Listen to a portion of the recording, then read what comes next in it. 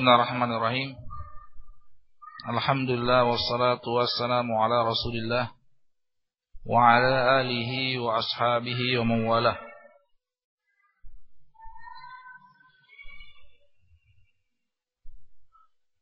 Kemudian yang berikutnya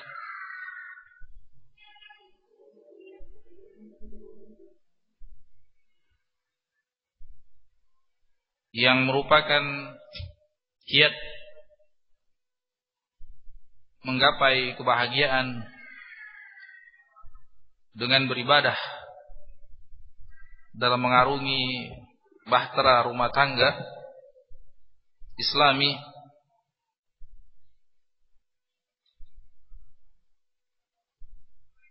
ada satu poin yang dia merupakan contoh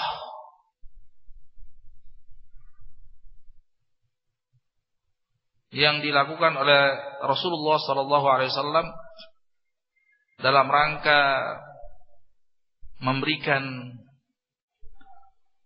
kenyamanan, ketenangan, kebersamaan terhadap istri-istri beliau. Pernah ditanya Ummul Mukminin Aisyah radhiyallahu taala anha,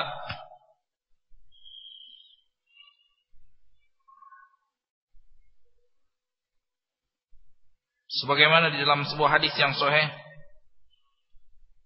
"Madza ya'malu Rasulullah sallallahu fi baitihi?" Apa yang dilakukan oleh Rasulullah sallallahu alaihi wasallam daripada amalan di rumahnya? Maka beliau menjawab, kama ta'malu ihdana. Rasulullah SAW melakukan sebagaimana apa yang kami lakukan.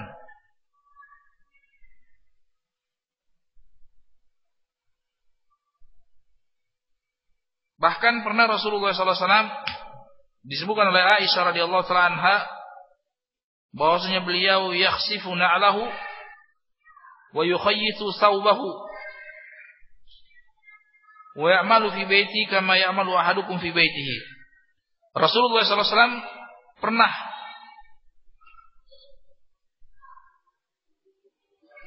menjahit sandalnya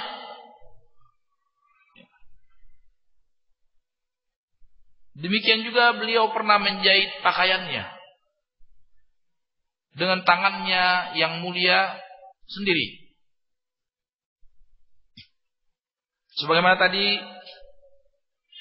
disebutkan bahwasanya Rasulullah SAW pun dengan segenap kesibukan yang ada pada beliau, kesibukan menyebarkan agama Islam, kesibukan berjihad fisabilillah, kesibukan mengurusi segenap urusan kenegaraan, pemerintahan, khilafah, kerasulan, kenabian, beliau sallallahu alaihi wasallam menyempatkan dirinya untuk ikut serta membantu istrinya dalam melaksanakan pekerjaan rumah tangga semampu beliau dalam rangka memberikan kenyamanan, memberikan kebersamaan, hakikat kebersamaan luar biasa. Yang demikian selintas permasalahan yang sepele, yang kecil, atau sebagian orang merasa tidak layak. Bagaimana seorang bapak rumah tangga, apalagi kalau di luarnya dia punya posisi di masyarakat yang terhormat, kok bisa dia melakukan perbuatan yang itu merupakan kekhususan bagi ibu rumah tangga ataukah pembantu rumah tangga? Tapi Rasulullah SAW tidak melihat hal yang demikian. Rasulullah SAW melakukannya bukan tidak dengan kesombongan.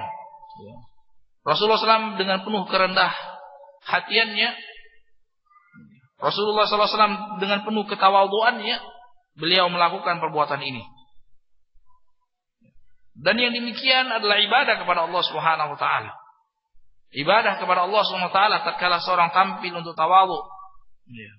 Tampil untuk memberikan kebahagiaan, ketenangan terhadap istrinya. Ini luar biasa. Seraya mencontoh apa yang telah diajarkan oleh Rasulullah sallallahu alaihi wasallam.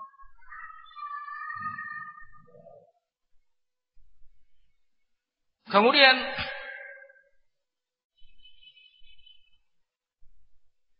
yang berikutnya,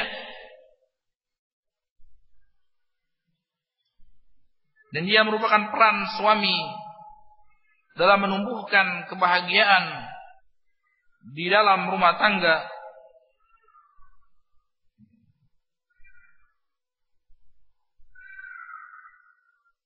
yaitu mengamalkan pesan Rasulullah sallallahu alaihi wasallam.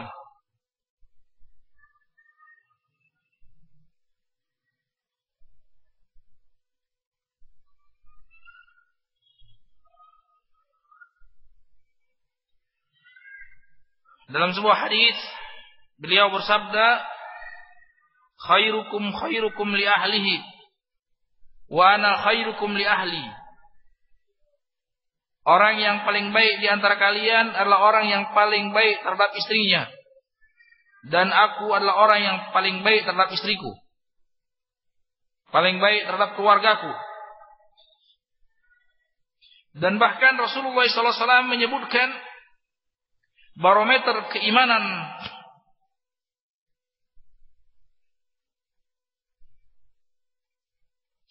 seorang mukmin. Beliau katakan, akmalul mu'minina imanan ahsanuhum khuluqan. Ya.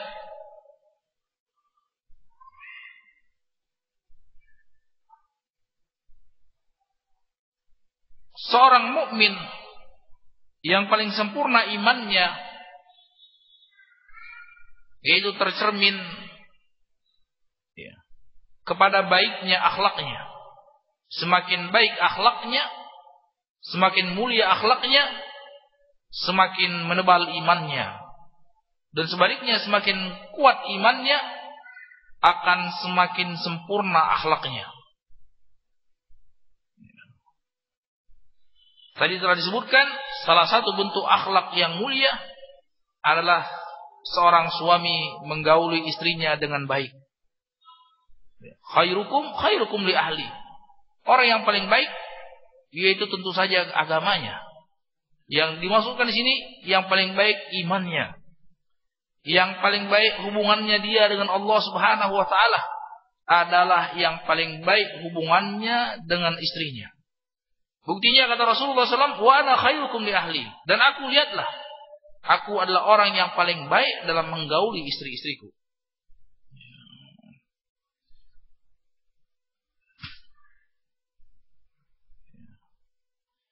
Dan orang yang paling berhak untuk seseorang bergaul dengan baik, menyikapi dengan baik, adalah seorang suami kepada istrinya. Dan inilah ibadah yang bisa mengantarkan kepada kebahagiaan yang sejati di sisi Allah Subhanahu wa taala.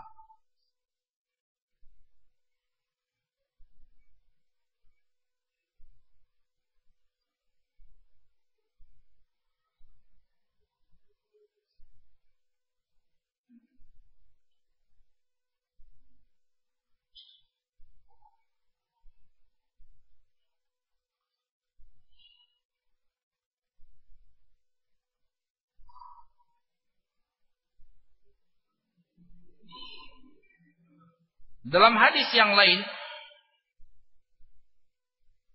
kenapa demikian? Rasulullah SAW ibaratkan para istri ini seperti qawarir. Yakum bil qawarir, hati-hati kalian dalam menyikapi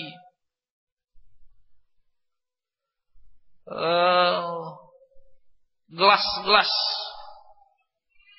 atau peralatan rumah tangga yang terbuat dari beling. Tidak hati-hati, maka beling tersebut akan jatuh dan akan hancur berantakan. Rasulullah SAW ibaratkan wanita itu seperti qarurah, seperti botol atau gelas yang bisa menampung air yang sedemikian rapuhnya. Tergeser sedikit, dia akan retak, dia akan cacat, gompel sana sini. Kalau sekiranya tidak diperlakukan dengan hati-hati. Artinya di sini ada isyarat dari Rasulullah SAW untuk perhatikan dengan hati-hati, perlakukan dengan hati-hati, perlakukan dengan kelemah lembutan, sehingga gelas-gelas tersebut tatkala disusun dengan rapi, diperlakukan dengan lemah lembut dan hati-hati, maka dia terjaga daripada retak, pecah, ataukah gompel di sana sini. Dan ini adalah ibadah kepada Allah Subhanahu wa taala, pesan dari Rasulullah sallallahu alaihi wasallam. Pesan dari Rasulullah sallallahu alaihi wasallam sebagaimana yang telah tadi kita bawakan hadisnya, istausu bin nisa'i khairan. Berwasiatlah, nasihatilah wanita dengan baik. Karena wanita tercipta dari tulang rusuk yang bengkok, dan tulang rusuk yang paling bengkok adalah yang paling atas. Kalau kita berusaha untuk meluruskannya, niscaya dia akan patah. Kalau tidak, dia akan senantiasa selalu bengkok. Maka berwasiatlah, berpesanlah, menasihatilah wanita dengan baik-baik.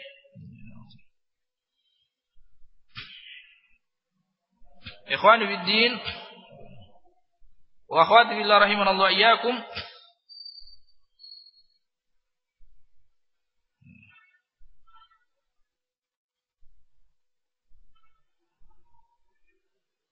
Rasulullah SAW menggambarkan bahwasanya wanita adalah makhluk yang bengkok. Wanita adalah makhluk yang lemah. Wanita adalah makhluk yang harus diperlakukan dengan hati-hati.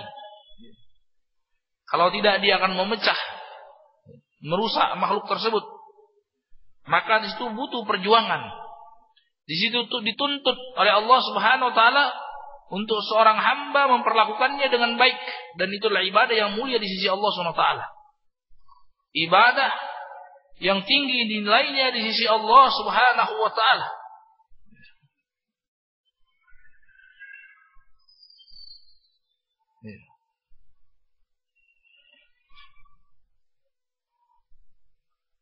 Dan apabila perkara tersebut pelan-pelan dilaksanakan,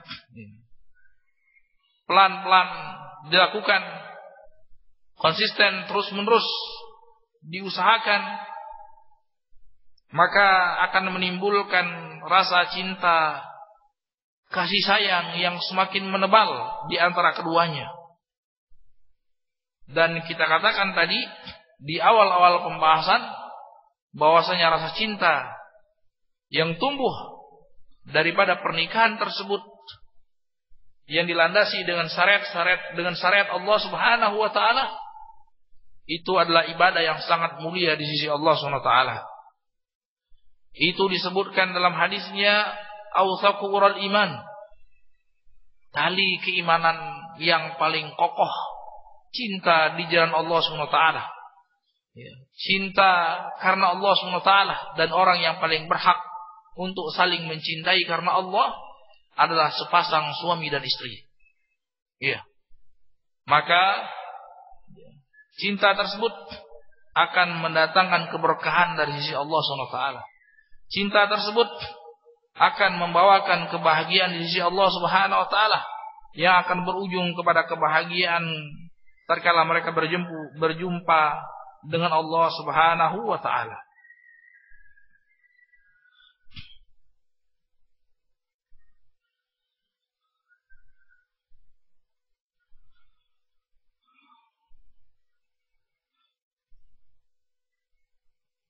Kemudian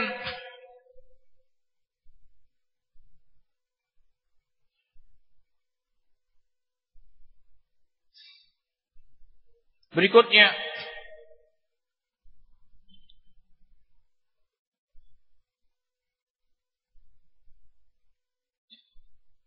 tatkala cinta tersebut semakin menebal,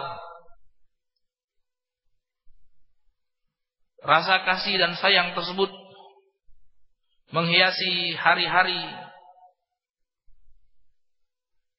pasangan suami istri tersebut,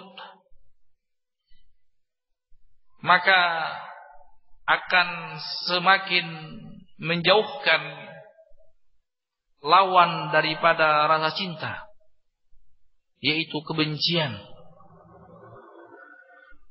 Ya. Yang bisa merusak kehidupan bahtera rumah tangga tersebut. Ya. Rasulullah SAW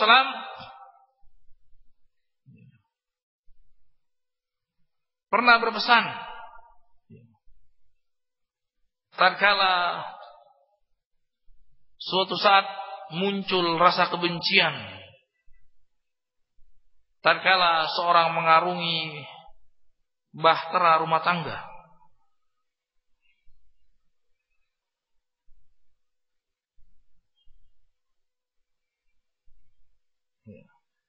dikarenakan berbagai sebab. Mungkin awalnya kesalahpahaman satu sama lainnya. Mungkin awalnya perbedaan pandangan.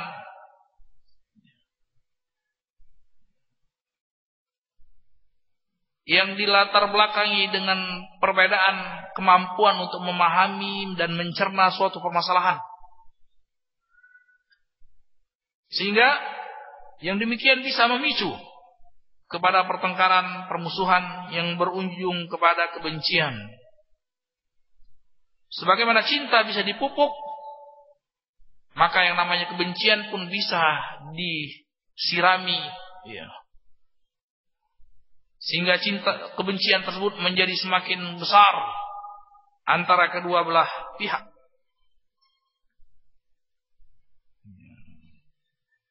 Dan yang demikian itu sangat mungkin untuk terjadi. Allah Subhanahu wa taala berfirman di dalam Al-Qur'an, la khaira fi katsirin min najwahum illa man amara bi shadaqatin aw ma'rufin aw islahin bainan nas. Wa may yaf'al dzalika ibtigha'a mardhatillah fasawfa nutihi ajran 'azima. Tidak ada kebaikan di dalam banyak obrolan manusia, pembicaraan manusia, kecuali 3 perkara. Selain daripada itu, obrolan tersebut hanya mendatangkan kemadharatan saja. Yang pertama, kebaikan daripada pembicaraan. Pembicaraan yang baik yang pertama, man amara bi shadaqatin. Tatkala dalam obrolan tersebut, dalam percakapan tersebut, dalam pembicaraan tersebut ada al-amr bis shadaqah. Anjuran untuk bersedekah. Atau anjuran untuk berlaku yang ma'ruf. Perkara-perkara yang baik yang dianjurkan oleh Allah dan Rasulnya. Atau islah bainan nas. Atau memperbaiki hubungan yang sempat memburuk di antara manusia. Dan tentu saja yang paling berhak untuk diperbaiki keadaannya, untuk dirajut kembali permusuhan yang sudah teranyam, adalah sepasang suami istri. Yang paling berhak untuk didamaikan, yang paling berhak untuk diperbaiki hubungan yang sudah mulai retak, yang paling berhak untuk mengembalikan cinta kasih yang sebelumnya tumbuh, yang sekarang sudah menjadi kebencian yang mendalam. Kata Allah SWT, tidak ada kebaikan dari segenap obrolan, pembicaraan, percakapan satu sama lain, interaksi sesama manusia, kecuali 3 perkara tadi. Mengajak, pembicaraan yang mengajak kepada anjuran untuk bersedekah, berbuat baik sesama manusia, atau anjuran untuk berbuat perkara yang ma'ruf, amal saleh, hal-hal yang bisa mendatangkan keridhaan Allah. Dan yang ketiga, yaitu memperbaiki keadaan hubungan antara 2 orang atau kelompok yang tadinya saling bermusuhan. Kemudian setelah adanya islah, akan menimbulkan kembali kecintaan yang dulu sempat tumbuh, yang sekarang menjadi padam. Wa may yaf'al dzalika ibtigha'a mardatillah fasawfa nu'tihi ajran 'azima. Barang siapa yang mewujudkan perkara tersebut dalam rangka mengharapkan keridhaan Allah, maka niscaya kami akan karuniakan kepadanya pahala yang sangat besar. Lihat. Ya. Lihat. Yang demikian memperbaiki hubungan yang sudah mulai retak, membangkitkan kembali kasih dan sayang, cinta kasih. Ini adalah ibadah yang besar. Kata Allah, barang siapa yang melakukan perkara yang demikian dalam rangka mengharapkan keridhaan Allah, maka kami akan menganugerahkan kepadanya pahala yang sangat besar.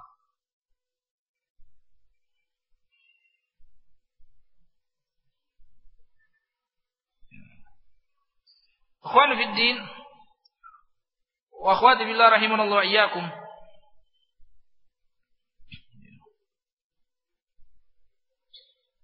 Rasulullah SAW memberikan beberapa kiat. Di antaranya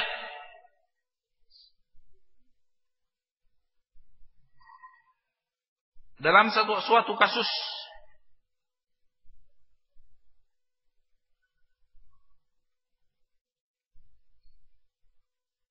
Rasulullah SAW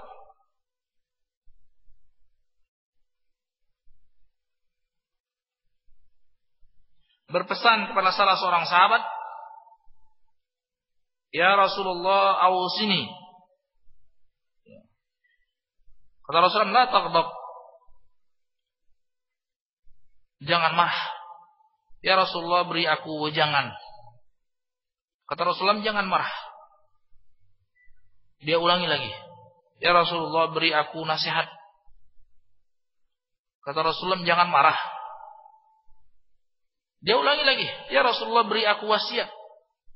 Kata Rasulullah, "Jangan marah." Ikhwani fi din wa akhwati billah rahimanallahu iyyakum, kaum muslimin dan muslimat yang dimuliakan Allah. Ini salah satu kiat yang ampuh, jalan yang ampuh tatkala menghadapi prahara yang timbul. Jangan terlebih dahulu dimulai dengan marah. Jangan terlebih dahulu dimulai dengan meninggikan emosi, dengan menaikkan emosi, meninggikan suara dan lain sebagainya. Karena hal yang demikian tidak akan menimbulkan, melainkan semakin tebalnya permusuhan dan kebencian. Tidak akan mendatangkan solusi. Makanya Rasulullah SAW berwasiat, "La taghdab." Jangan marah. Terkhusus dalam kasus kebencian atau sengketa yang terjadi dalam rumah tangga seorang muslim maupun muslimah. Dan Allah ingatkan, bukan cuma sekedar jangan marah. Allah Subhanahu wa taala ingatkan di dalam surah Al-Baqarah,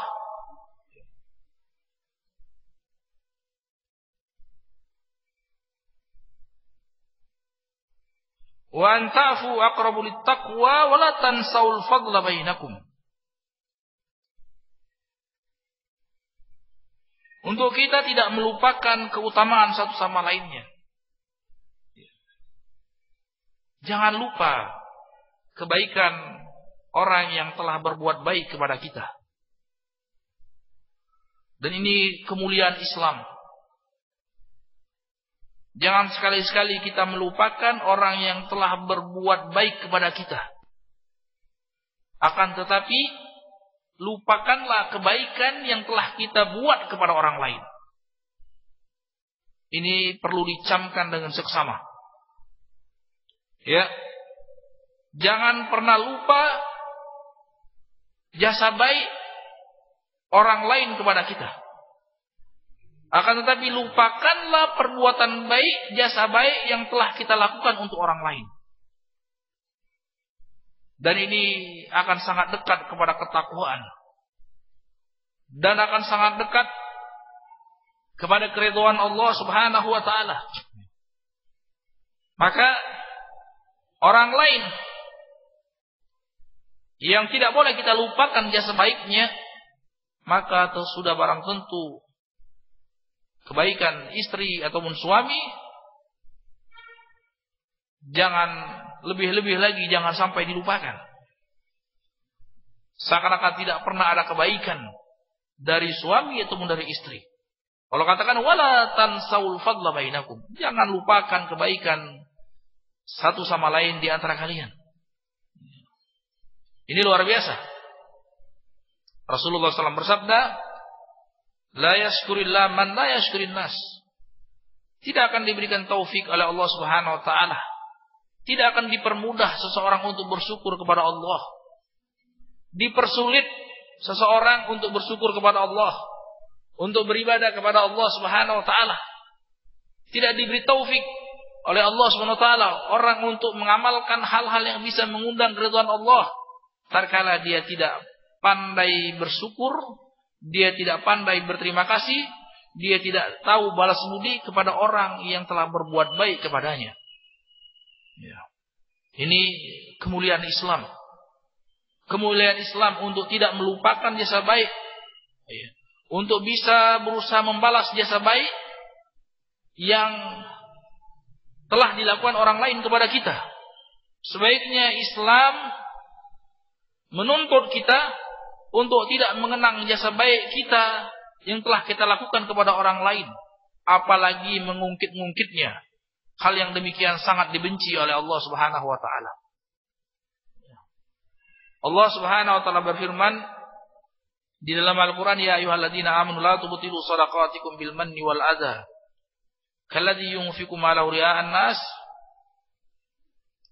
wa la yu'minu billahi wal yawmil akhir. Wahai orang-orang yang beriman, janganlah kalian menggugurkan amalan baik kalian. Dalam hal ini sedekah kalian, perbuatan baik kalian kepada orang lain, dengan diungkit-ungkit, disebut-sebut kebaikan kita tersebut. Bukankah dulu saya seperti ini? Bukankah karena saya kamu seperti ini? Bukankah saya sudah kasih ini dan itu? Kata Allah SWT, jangan. Jangan kalian batalkan kebaikan kalian. Kita tidak perlu mengharapkan balas budi dari manusia. Kita harapkan pahala dari Allah Subhanahu wa taala. Allah Subhanahu wa taala berfirman, salah satu ciri penghuni surga, Allah sebutkan di dalam Al-Qur'an, bagaimana mereka? Innama nut'imukum liwajhillah la nuridu minkum jazaa'an wala syukura. Kami berbuat baik kepada kalian, apapun perbuatan baik tersebut, memberi makan, menyantuni, memfasilitasi dan lain sebagainya, mengarahkan dan lain sebagainya, memberikan waktu luang, ide-ide dan lain sebagainya, Kata Allah Subhanahu wa taala, orang yang masuk surga itu liwajhillah, karena mengharapkan wajah Allah Subhanahu wa taala. La nuridu minkum jazaa'an wala syukura, kami tidak harapkan kalian balas budi atau sekedar ucapan terima kasih. Ini seorang mukmin yang beriman kepada Allah Subhanahu wa taala, yang beriman kepada balasan Allah, tidak buru-buru mengharapkan balasan manusia. Iya. Tidak mengharapkan balasan dan pujian dari manusia. Kalian mau terima kasih, kalian mau tidak terima kasih, kalian mau balas budi, itu urusan kalian. Kami hanya mengharapkan keridhaan Allah Subhanahu wa taala. Ini tatkala seorang mukmin berbuat baik kepada orang lain. Akan tapi tatkala dia disikapi dengan baik, diberi kebaikan oleh orang lain, jangan sekali-sekali melupakan jasa baik tersebut. Kebaikan yang sampai kepada kita melalui perantaraan orang lain, jangan sekali-sekali kita lupakan kebaikannya. Kita kenang terus, kita syukuri, kita balas kebaikan tersebut. Akan tapi kebaikan yang keluar dari kita melalui perantaraan kita, janganlah dikenang-kenang. Biarkan dia lewat begitu saja, harapkan keridhaan Allah Subhanahu wa taala. Demikian yang Allah Subhanahu wa taala dan Rasulnya tuntunkan kepada kita semua, terutama bagi sepasang suami istri, agar hubungan tersebut menjadi hubungan yang betul-betul hangat, dibangun di atas kecintaan kepada Allah, dan kebencian yang sempat muncul terkikis dengan hangatnya kasih sayang di antara kedua mereka. Makanya Rasulullah SAW dalam hadis yang lain pernah berpesan, la yafraku mu'minun mu'minah fa in kariha minhu khuluqan radiya minha khuluqan akhar. Demikian juga sebaliknya.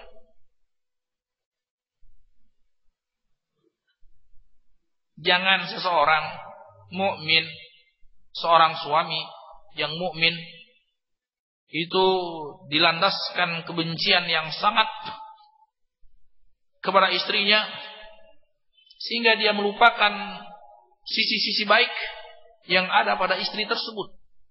Kata Rasulullah SAW, janganlah seseorang tidak adil dalam mensikapi istrinya dengan kebencian terhadap suatu perkara, sehingga dia ikutkan perasaannya tersebut, melupakan semua kebaikan yang ada pada istrinya tersebut. Kata Rasulullah SAW, kenanglah kebaikan dia yang lain, kenanglah sisi-sisi positif dia yang lain. Bisa jadi dia benci suatu poin, tapi sebenarnya sekian banyak poin kebaikan yang ada pada dirinya yang bisa meredam keburukan tersebut. Perkara yang tidak membuat kita tenang dan nyaman tersebut. Dan itu pasti terjadi. Jangan harap seseorang, jangan sampai berharap, mimpi saja jangan seorang mengharapkan dia terus nyaman di sisi istrinya. Hari-harinya cuman yang muncul senyum manis, jangan harap. Tidak usah berharap, jangan mimpi. Itu cuman hayalan. Seorang mengharapkan hari-hari dia lalui bersama istrinya penuh dengan senyum manis terus. Jangan harap, sekedar mimpi saja jangan. Percuma, mimpinya sia-sia, menghabiskan energi. Kata Rasulullah SAW, itu sudah pasti ada prahara, sudah pasti akan tumbuh sebagaimana tumbuh bibit-bibit cinta kasih sayang, kehangatan. Ada bibit-bibit sebaliknya yang bisa menimbulkan kebencian, keretakan dalam rumah tangga. Maka Rasulullah SAW kasih kiat. Kata Rasulullah, la yafraku mu'minun mu'minah.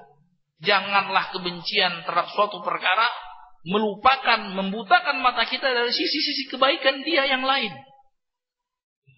Masih banyak sisi-sisi positif, kebaikan-kebaikan dia yang lain yang bisa meredam keburukan tersebut.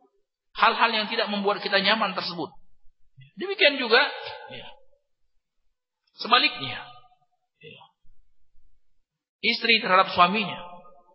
Allah Subhanahu wa taala berfirman, "Fa in karihtumuhunna fa'asa an taqra'u syai'an wa yaj'alallahu fihi khairan katsiran."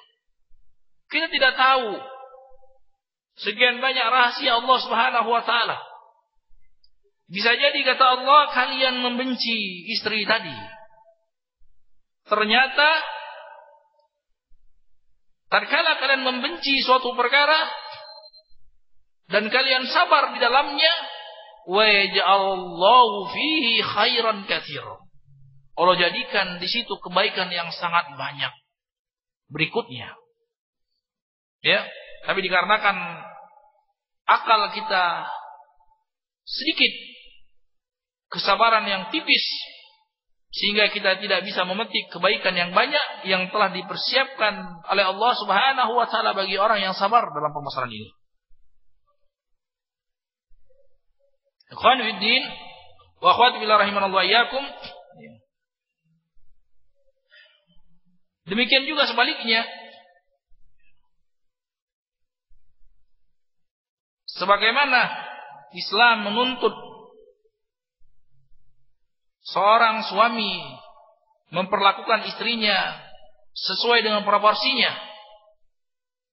sesuai dengan kemestiannya, sesuai dengan keharusannya, sesuai dengan posisinya sebagai seorang suami, maka Allah dan Rasulnya menuntut seorang istri memposisikan dirinya sebagai istri. Seorang istri mensikapi suaminya proporsional sesuai dengan yang semestinya yang dikehendaki oleh Allah Subhanahu wa taala dan Rasulnya. Sehingga apabila ini terwujud dari kedua belah pihak, maka sudah barang tentu ini akan mengajak pasangan tersebut mendapatkan karunia Allah Subhanahu wa taala, wa ja'ala bainakum mawaddatan wa rahmah. Ya.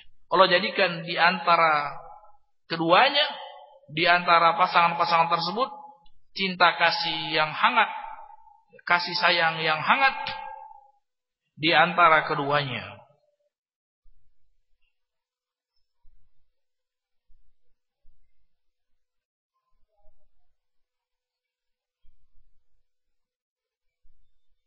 Ikhwan fiddin wa akhwati fillah,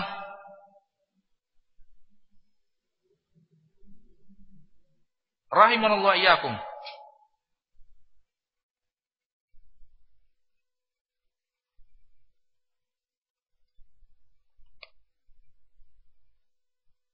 Rasulullah SAW pernah bersabda,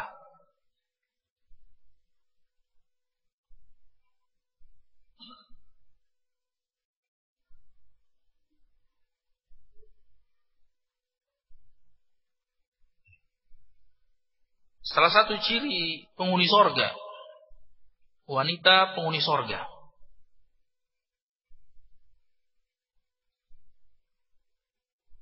itu idza ghadiba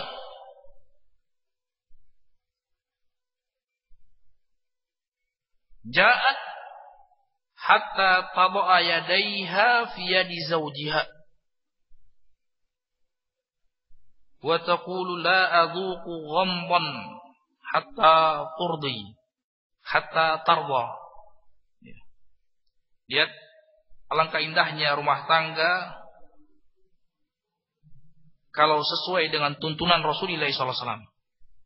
Salah satu ciri wanita penghuni sorga yang apabila suaminya murka, yang apabila suaminya marah, ya,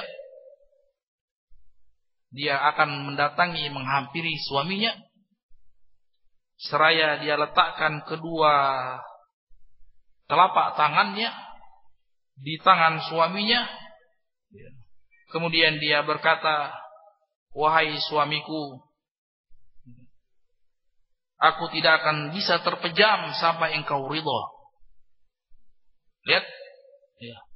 Rasulullah Sallallahu Alaihi Wasallam mengajarkan yang demikian. Ya. Wahai para wanita muslimah, para istri yang mengharapkan kebahagiaan di sorga, amalkan apa yang telah diajarkan oleh Rasulullah sallallahu alaihi wasallam. Dengannya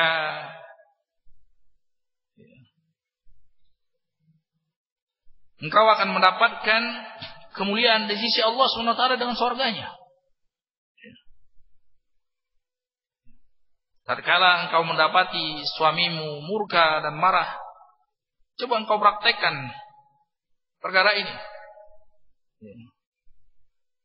Engkau letakkan kedua telapak tanganmu di tangan suamimu.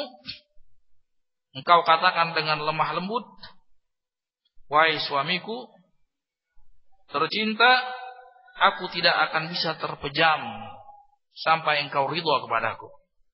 Lihat, itu kalau kepingin mendapatkan surga. Ya. Apabila amalan ini dilakukan, maka dia akan mendapatkan betul-betul surga di dunia sebelum mendapatkan surga di akhirat. Ya. Coba kalau sekiranya dia mendapati suaminya marah. Ya. Jangankan dia melakukan amalan yang dilakukan oleh Rasulullah SAW, meletakkan tangannya di tangan suaminya. Ya. Tapi ketika suaminya marah, 10 desibel suaminya mengeluarkan kata-kata, 100 desibel dia balas kerasnya ucapan suaminya. Disuruh oleh Rasulullah SAW, dia meletakkan tangannya ke tangan suaminya, dia malah lemparkan piring ke lantai dengan segala macam kebodohan yang dilakukan. Kebahagiaan apa yang akan dia gapai? Surga apa yang dia inginkan? Kalau seperti itu adanya. Ya. Yang mengharapkan, wanita yang mengharapkan surga, coba amalkan yang demikian. Ya. Coba amalkan yang demikian. Ya. Maka Rasulullah SAW kabarkan yang demikian salah satu ciri-ciri wanita yang berhak mendapatkan surganya Allah Subhanahu wa taala. Dalam hadis yang lain,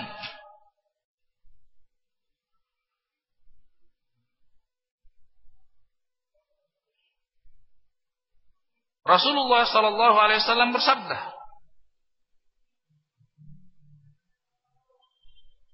"La yahillu limra'atin an tasuma wa zawjuha syahidun illa bi'izni wa la ta'tan fi baitihi illa bi'izni." Tidak halal bagi seorang wanita muslimah untuk berpuasa dalam keadaan suaminya ada kecuali dengan izinnya. Dan tidak boleh baginya untuk memasukkan seseorang ke dalam rumahnya kecuali dengan izin suaminya. Ya, lihat, ini ibadah kepada Allah Subhanahu wa taala dengan cara seorang wanita dalam hal kebaikan sekalipun, yaitu berpuasa, beribadah kepada Allah, dia minta izin kepada suaminya.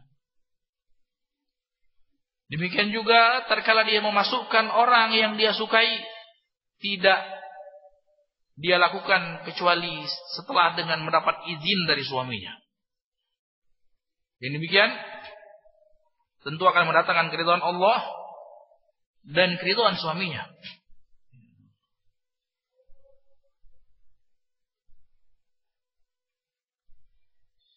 Kata Rasulullah sallallahu alaihi wasallam, "Lau kuntu amiran ahadan an yasjuda li ahadin la amartul mar'ah an tasjuda li zawjiha." Kalau aku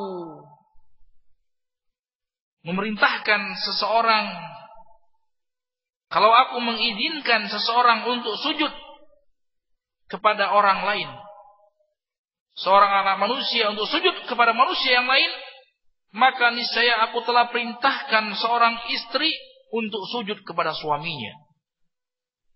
Ya lihat, kalau sekiranya sujud kepada makhluk itu boleh, maka yang paling berhak,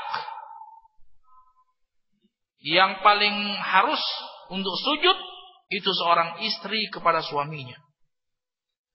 Lihat, ini siapa yang kepingin bagi para istri yang kepingin mendapatkan kebahagiaan dalam rumah tangganya. Para istri yang kepingin mendapatkan surga dunia sebelum mendapatkan surga akhirat, amalkan pesan-pesan Rasulullah SAW. Lihat, dikatakan oleh putri Sa'id bin Musayyab, ya, putri Sa'id bin Musayyab. Sa'id bin Musayyab dikatakan oleh ulama Sayyid Tabi'in, salah seorang pemimpin tabi'in, dikarenakan takwa dan ilmunya. Beliau adalah anak sahabat yang mulia Musayyab bin Hazan. Mertuanya adalah sahabat yang mulia Abu Hurairah radhiyallahu ta'ala anhu. Istrinya anaknya sahabat Rasulullah SAW.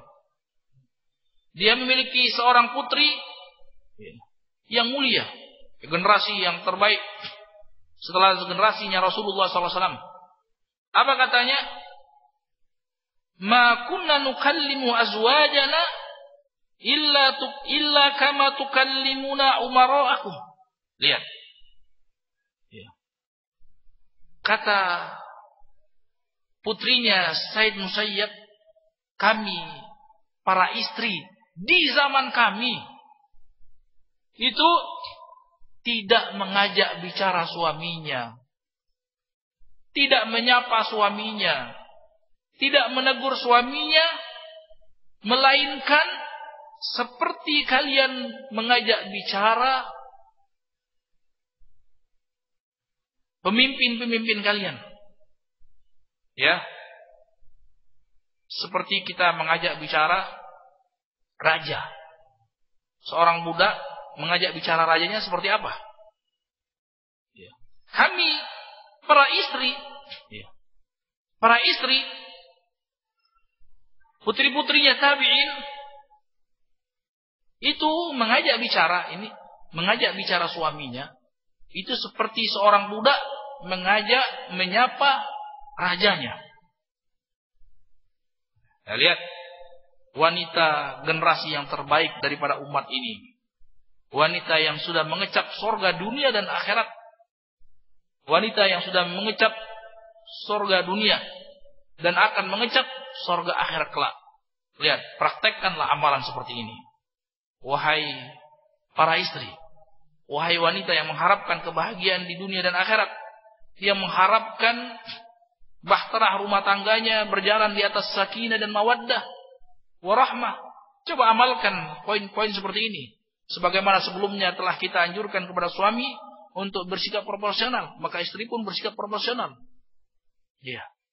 Ajak bicara suamimu. Bayangkan engkau seorang budak yang mengajak bicara rajamu. Ya. Seperti apa seorang budak mengajak bicara rajanya? Ya. Kata per kata dipilih, ya, dengan intonasi yang lemah lembut, dengan kata-kata yang terbaik, jangan sampai menyinggung raja tersebut. Ya. Luar biasa. Ya. Timbal balik antara suami dan istri.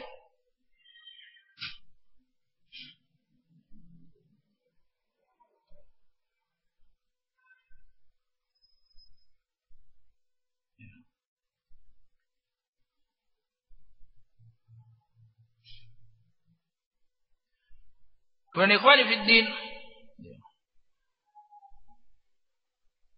rahimanallahu iyyakum.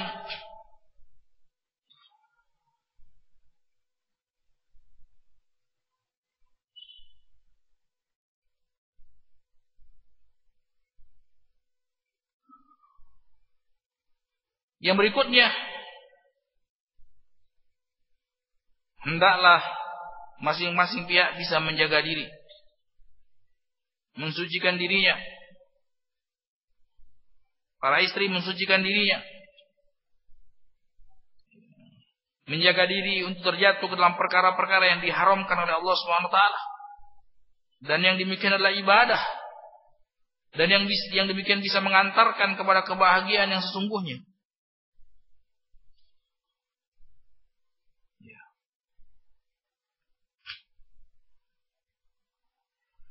Allah Subhanahu wa taala berfirman di dalam surat Al-Ahzab,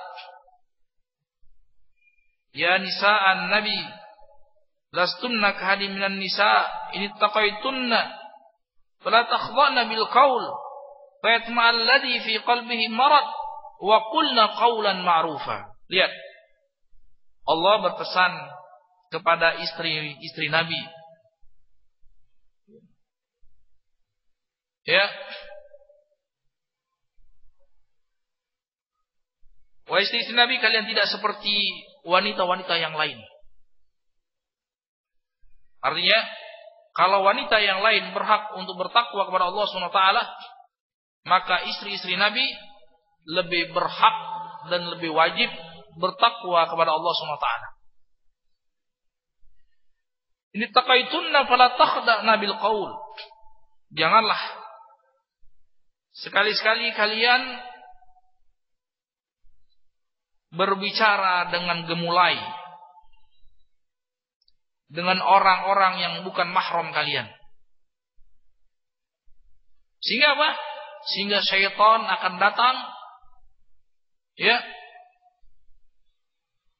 menghiasi hati orang tersebut, sehingga hati tersebut berpenyakit dan mulai berpikiran hal-hal yang tidak senonoh. Tapi kata Allah, wa qulna qawlan ma'rufa. Wanita yang salehah, istri yang salehah, itu tatkala berkata kepada laki-laki yang bukan mahramnya, itu dengan perkataan yang ma'ruf, yang sekedarnya, tidak melambai-lambai, tidak gemulai, memikat, membuat orang lain terfitnah, tergoda. Tapi dia katakan dengan perkataan yang wajar, ya.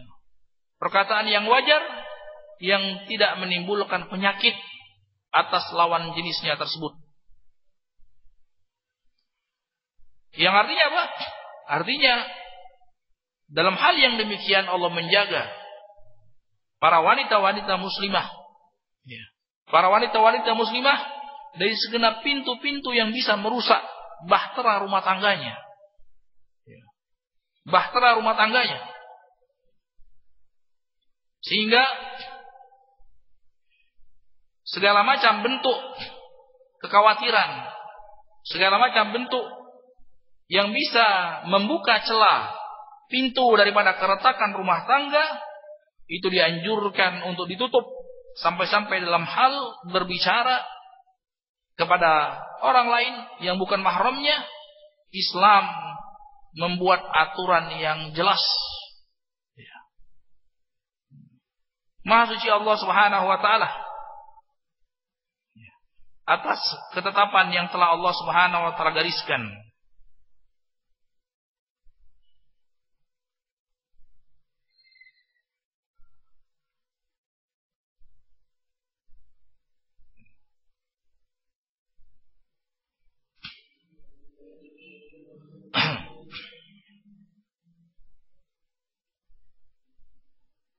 Kemudian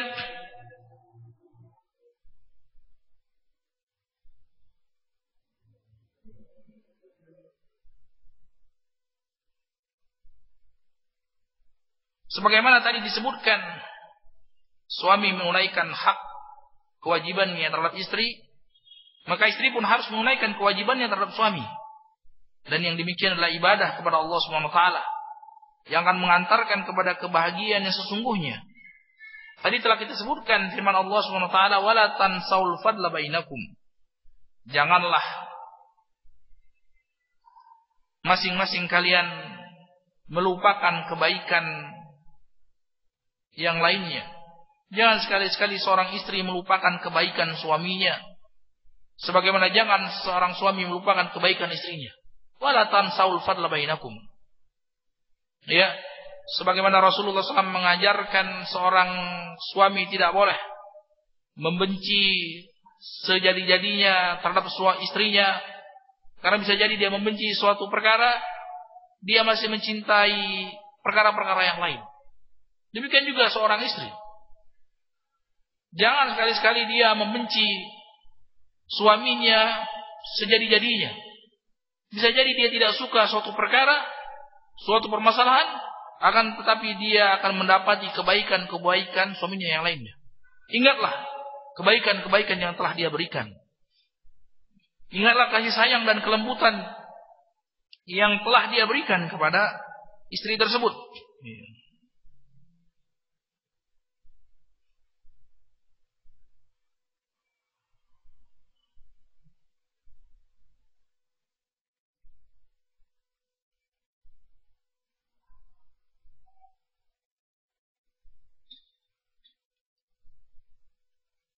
Rasulullah SAW pernah bersabda, ayyuma imra'atin matat wa zawjuha anha radin dakhalatil jannah. Ya. Siapapun wanita yang meninggal dalam keadaan suaminya ridho kepadanya, maka dia akan masuk surga. Ya. Artinya apa? Artinya sangat dikhawatirkan. Apabila seorang istri meninggal dunia dalam keadaan suaminya tidak ridho kepadanya, maka hal yang demikian akan menggiring dia ke dalam neraka Jahannam wal iyadzubillah. Dan itu yang sangat sering terjadi. Ya, bahkan Rasulullah SAW pernah bersabda, ra'aitun nar falam ara mambaran kal yaum qad wa ra'aitu aktsara ahlihan minan nisa. Aku lihat neraka Jahannam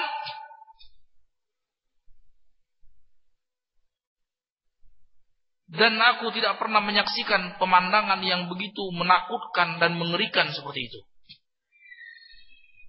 Dan ternyata aku lihat kebanyakannya wanita. Jadi kalau mau dipersentase, mayoritasnya wanita. Lihat, kenapa wanita kebanyakan penghuni sorga? Kenapa penghuni sorga yang paling banyak dari kalangan wanita? Qalu bima ya Rasulullah? Kenapa ya Rasulullah? Qala bikufrihinna, karena mereka itu kufur, tidak pandai bersyukur. Ditanya Rasulullah, yakfurna billah, apakah karena kufurnya mereka kepada Allah? Kata Rasulullah, yakfur bikufrihinnal ashir. Lau ahsanta ila ihdahunna dahr thumma ra'at minka syai'an faqad ma ra'aitu minka khairan qat. Kata Rasulullah SAW, yang membuat mereka, kebanyakan mereka terjungkal ke dalam neraka Jahannam, dikarenakan mereka tidak pandai berterima kasih, tidak pandai bersyukur kepada suaminya. Ya lihat, sebagaimana tadi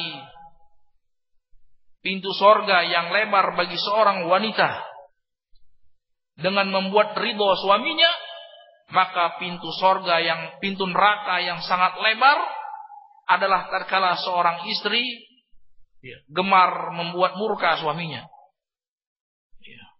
kufur terhadap suaminya, tidak pandai berterima kasih, tidak pandai mengenang jasa baik dan balas budi suaminya.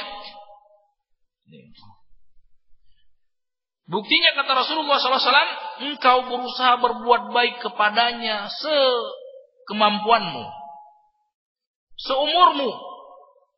Ketika engkau bersamanya, kemudian suatu saat ada kesalahan darimu, yang dia lihat, maka dia akan mengatakan, tidak pernah engkau berbuat baik kepadaku. Lihat bagaimana emosi menguasai seorang wanita. Karena suatu permasalahan, dia melihat dengan kebencian, dia memvonis suaminya berdasarkan kebencian tersebut. Maka dengan itu Rasulullah SAW kabarkan itu merupakan pintu yang paling lebar yang bisa mengantarkan seorang istri ke dalam neraka jahanam, wal iyadu billah. Ya. Ikhwan fiddin wa akhwati fillah rahimanallah iyyakum, kiranya cukup apa yang telah kita sampaikan, kiat-kiat yang dilakukan suami terhadap istrinya dan kiat-kiat istri yang dilakukan terhadap suaminya untuk menggapai kebahagiaan di dunia dan akhirat, untuk menjalin cinta kasih dalam mengarungi bahtera rumah tangganya yang bisa mengantarkan kepada keridhaan Allah Subhanahu wa taala, sehingga mereka berjumpa dengan Allah Subhanahu wa taala tetap dalam keadaan saling sayang menyayangi, yaitu tatkala rumah tangga tersebut dibangun di atas iman dan takwa kepada Allah Subhanahu wa taala.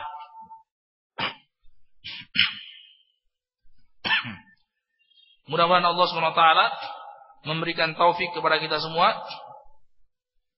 agar kita bisa mengambil pelajaran dan memberkahi apa yang kita bahas pada pertemuan kali ini. Wabillahi taufiq wa sallallahu ala nabiyyina Muhammad wa ala alihi wa ashabihi wa sallam walhamdulillahi rabbil alamin.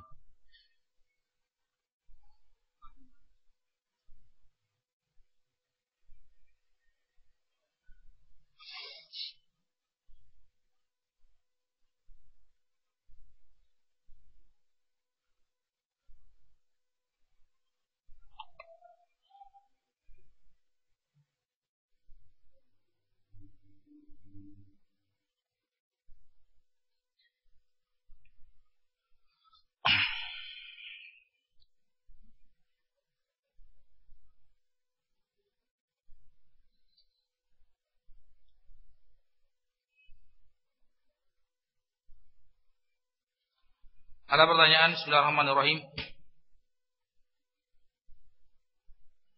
Jika seorang suami ada tahapan dalam menasihati istri yang bermuat maksiat kepada Allah Subhanahu wa taala, yaitu dengan menasihati menjauhi pisah ranjang atau memukul dengan pukulan yang mendidik, tidak mematikan, maka pertanyaannya, bagaimana seorang istri bila menghadapi suaminya bermaksiat kepada Allah Subhanahu wa taala? Atau apakah harus bersabar atau boleh menjauh, berpaling sampai suami kembali taat kepada Allah Subhanahu wa taala? Ya.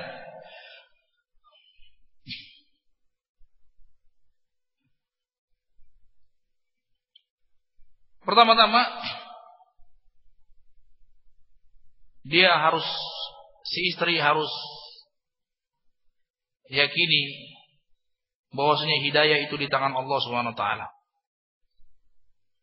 Hidayah di tangan Allah Subhanahu wa taala. Ia memberikan hidayah kepadanya dan kepada suaminya serta anak-anaknya. Maka dia harus memohon kepada Allah Subhanahu wa taala dengan seikhlas-ikhlasnya.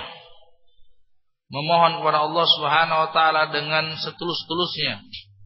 Memohon kepada Allah dengan seksama agar dia dan suaminya diberikan hidayah taufik dan bimbingan dari Allah Subhanahu wa taala. Ya. Dan setelah itu dia ajak bicara suaminya dengan baik. Dia ajak bicara suaminya dengan lemah lembut. Ya. Dia sampaikan bahwasanya yang demikian bisa mengundang kemurkaan Allah, kemaksiatan yang dia lakukan bisa mendatangkan kemarahan Allah Subhanahu wa taala yang akan berimbas kepada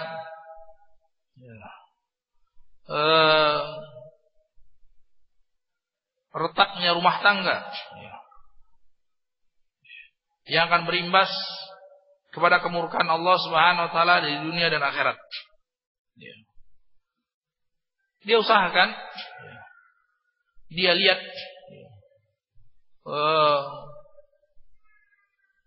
apa yang ada pada suaminya.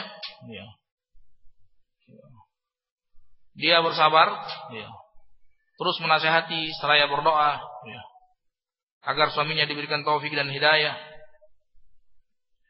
Sampai pada poin tertentu, kalau sekiranya yang timbul hanya kemadharatan, yang timbul hanya mafsadah daripada ikatan pertalian pernikahan tersebut, maka Allah Subhanahu wa taala memberikan tahapan-tahapan pada sampai jadi pernikahan, sebagaimana pernikahan itu adalah solusi dari Allah Subhanahu wa taala untuk menggapai takwa di sisi Allah Subhanahu wa taala, maka kebalikannya, yang demikian pernikahan yang sesuai dengan tujuannya, dia sebagai solusi seseorang mendapatkan kebahagiaan di dunia dan akhirat. Kalau ternyata solusi tersebut tidak digapai, solusi tersebut tidak dicapai, baik dari pihak suami maupun dari pihak istri, ataupun dari kedua-duanya, maka tidak ada faedahnya. Hubungan tersebut tetap dijaga.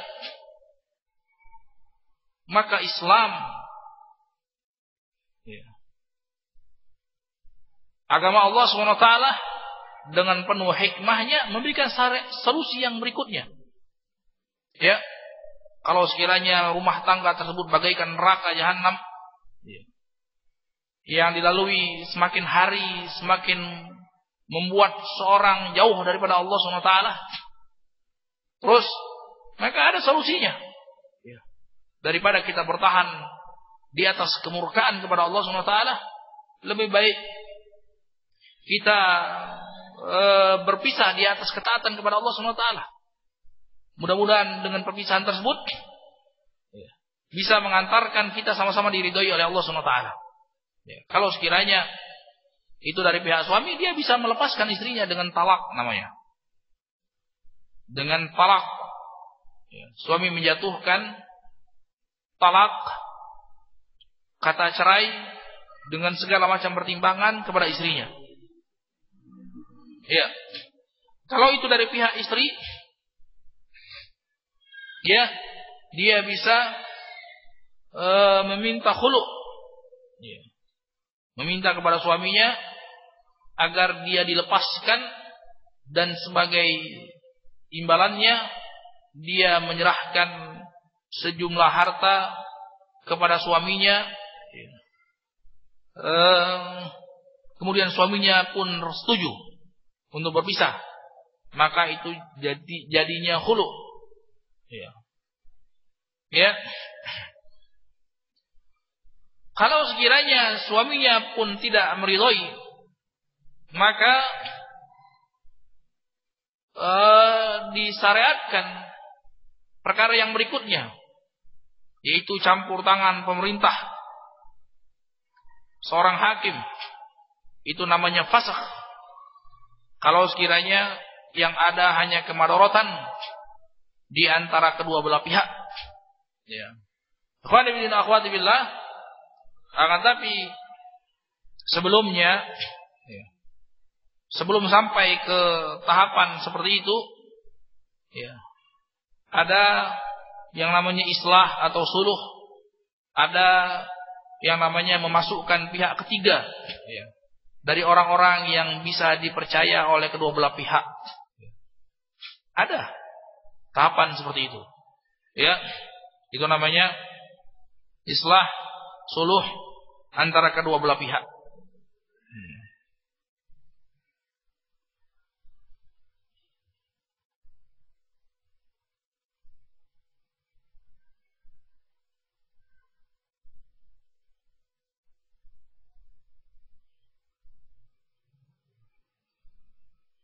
Tadi disebutkan bahwa istri yang solehah dilarang memasukkan orang ke rumah,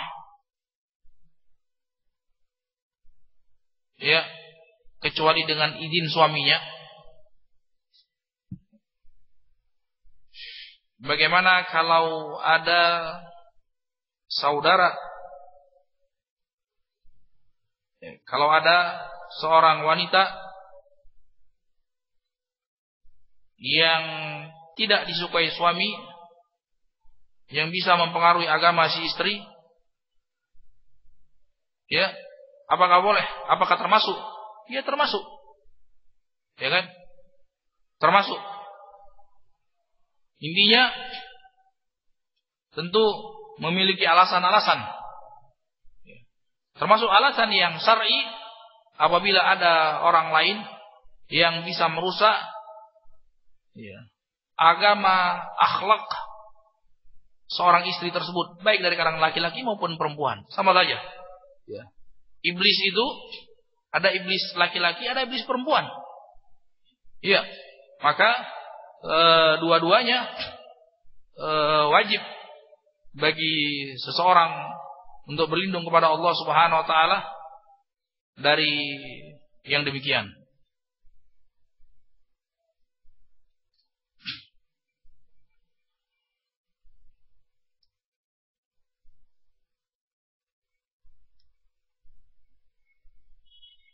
Pertanyaan tentang sholat sunnah antara suami istri ketika malam pertama. Ya, apakah setiap melakukan hubungan suami istri? Tidak. Sholat sunnah itu di awal saja, di awal ketika bertemu di malam pertama.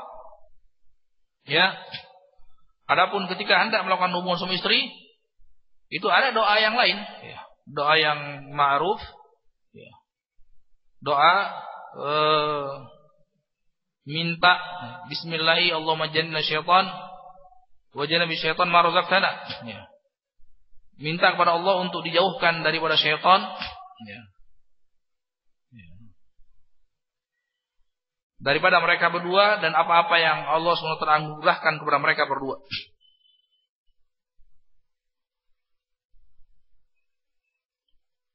Bagaimana bacaan sholat sunnah tersebut? Jahar atau sir? Ya. Tidak ada keterangan. Ya. Dia jahar atau sir. Ya. Artinya silakan dilakukan dengan sir, tidak mengapa.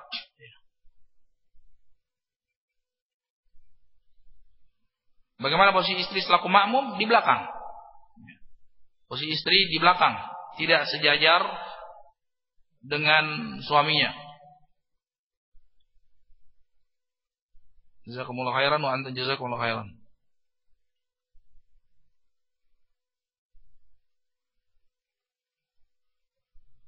Apakah arti dari harta suami, harta istri, dan harta anak? Harta suami, harta yang diusahakan oleh suami. Harta istri, harta yang dimiliki oleh istri. Mungkin dia dapat warisan, ya. Mungkin dia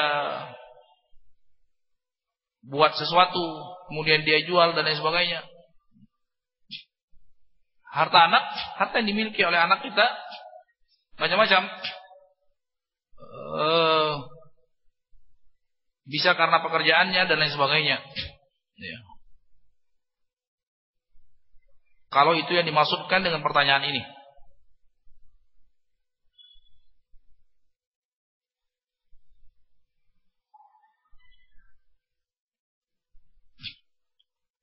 Bila istri bekerja, bolehkah memberikan uang kepada ibu sendiri tanpa sepengetahuan suami? Kalau itu harta dia murni, tidak ada sangkut paut dengan suami, bebas dia kasihkan kepada siapa saja. Ya, bebas dia kasihkan kepada siapa saja. Tidak harus dia minta izin kepada suaminya. Akan tetapi suatu sikap yang baik, suatu sikap yang baik, baik kiranya dia minta saran, ya, pandangan dari suaminya.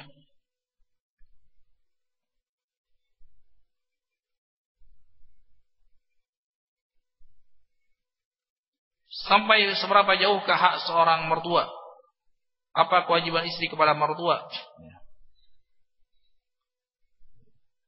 Berbuat baik kepadanya.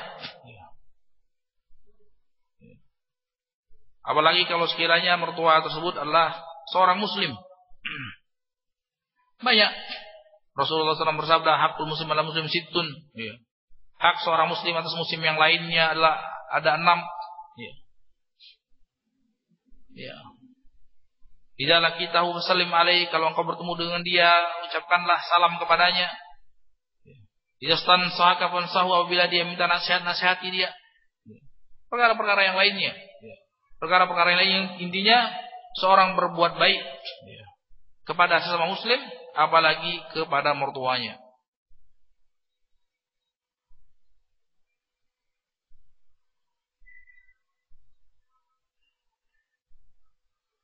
Bagaimana hukum sholat di suatu tempat yang di dalamnya ada gambar makhluk yang bernyawa? Disebutkan oleh ulama bahwasanya ini adalah perkara yang makruh,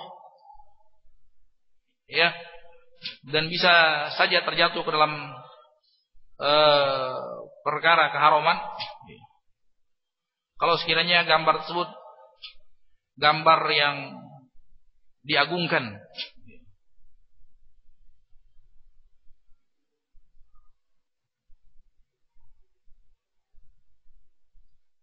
apa saja amalan-amalan yang bisa dilakukan untuk mendekatkan diri pada jodoh dan rezeki?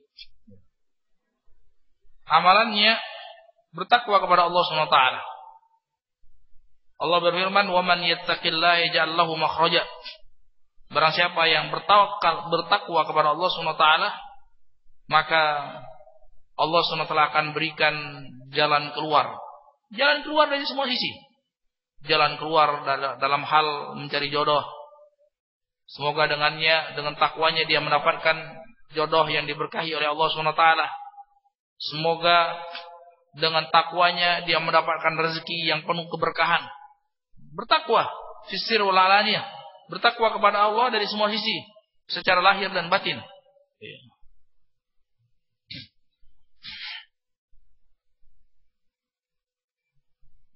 Takwa apa?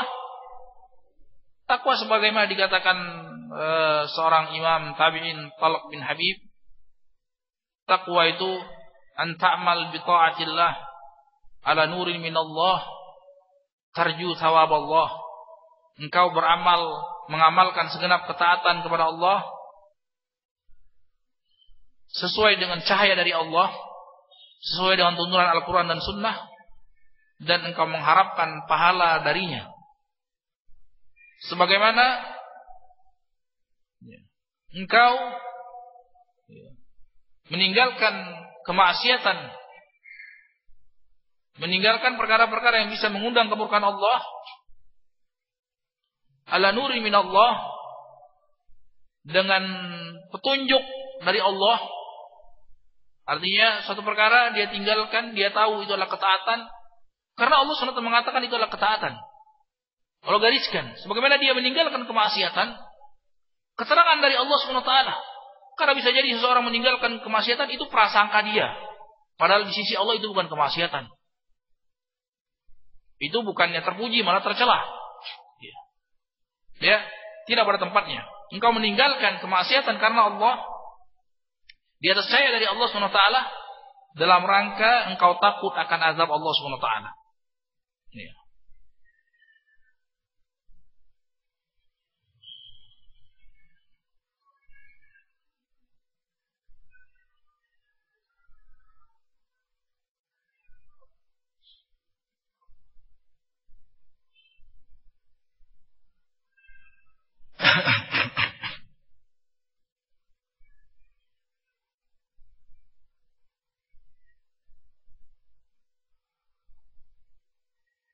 Bagaimana sikap suami apabila setelah menikah dengan istrinya dia mengetahui bahwa sang istri sudah tidak gadis lagi sebelum menikah dengannya?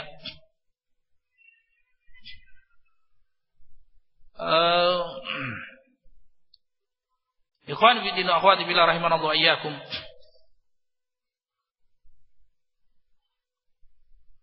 Yang menjadi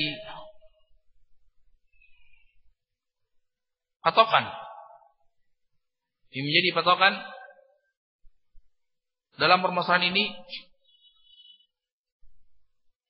bagaimana sekarang istri tersebut,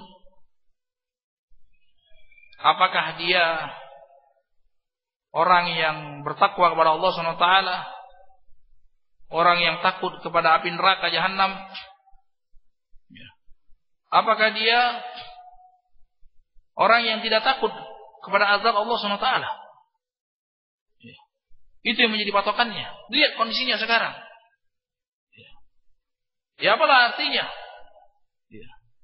mendapatkan istri misalnya yang masih gadis, tapi dia tidak takut kepada neraka jahanam, tidak bisa menjaga dirinya. Syekh Muqbil rahimahullah ta'ala, saya dengar langsung beliau mengisahkan dengan memuji suatu permasalahan. Ada satu kasus yang seperti ini. Dia puji seseorang yang tatkala dia mendapati kejadian seperti itu dan dia lihat istrinya adalah istri yang solehah, itu mungkin masa lalunya yang berbagai macam kemungkinan bisa terjadi. Kalau sekiranya itu betul kemaksiatan, kemudian dia sudah bertaubat kepada Allah Subhanahu wa taala, maka orang tersebut mengatakan, man satara musliman satarahu Allah fid dunya wal akhirah. Barang siapa yang menutupi aib saudaranya muslim, maka Allah akan tutup aibnya di dunia dan akhirat. Siapa yang lebih berhak untuk dia tutupi aibnya daripada istrinya, perempuan yang sudah menjadi istrinya?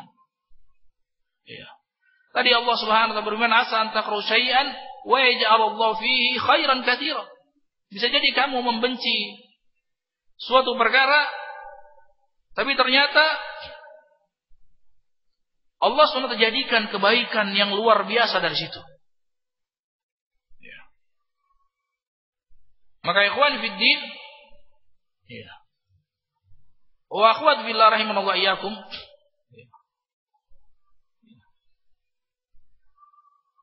Rasulullah SAW tadi berpesan, la yafraku mu'minun mu'minah asa